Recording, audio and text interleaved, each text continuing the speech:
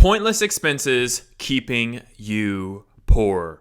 People spend money on stupid things. I bet you have spent money on something that you're like, why did I buy that? That was such a waste of money.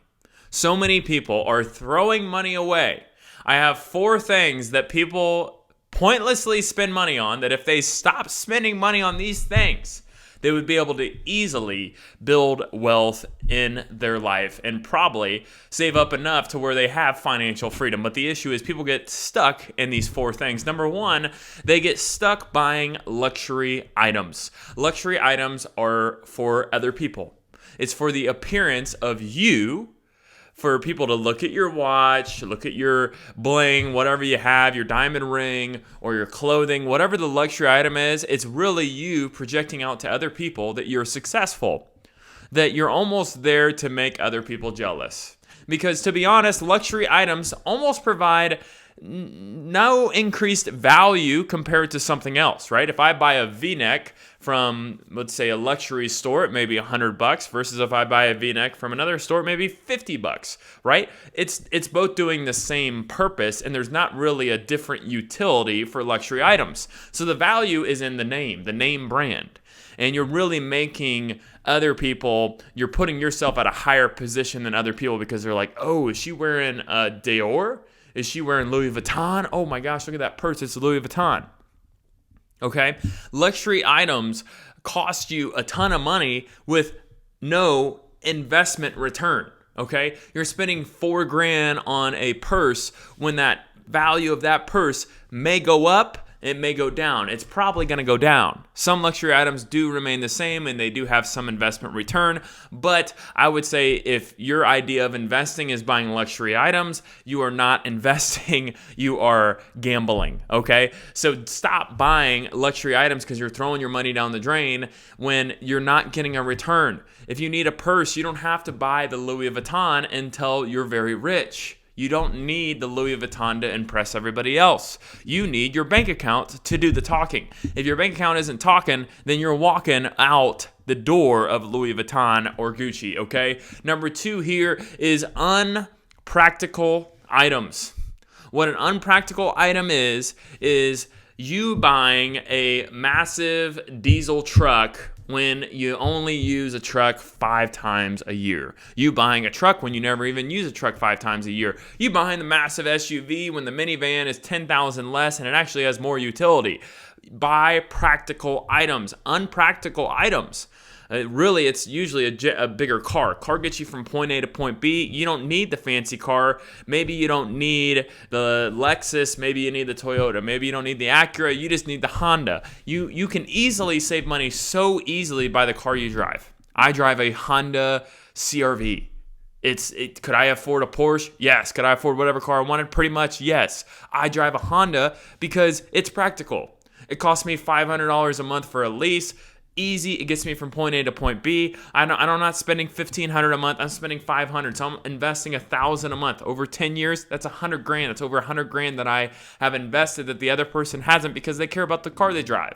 Okay? So yeah, maybe you didn't get to drive the nicest car that you wanted to over the past 10 years, but now you have enough money that you can drive any car you want because you invested that money. So stop buying unpractical items. Number 3 is the add-ons. Okay? Add-ons are you getting a Coke at a restaurant that costs you $3 to $4, okay?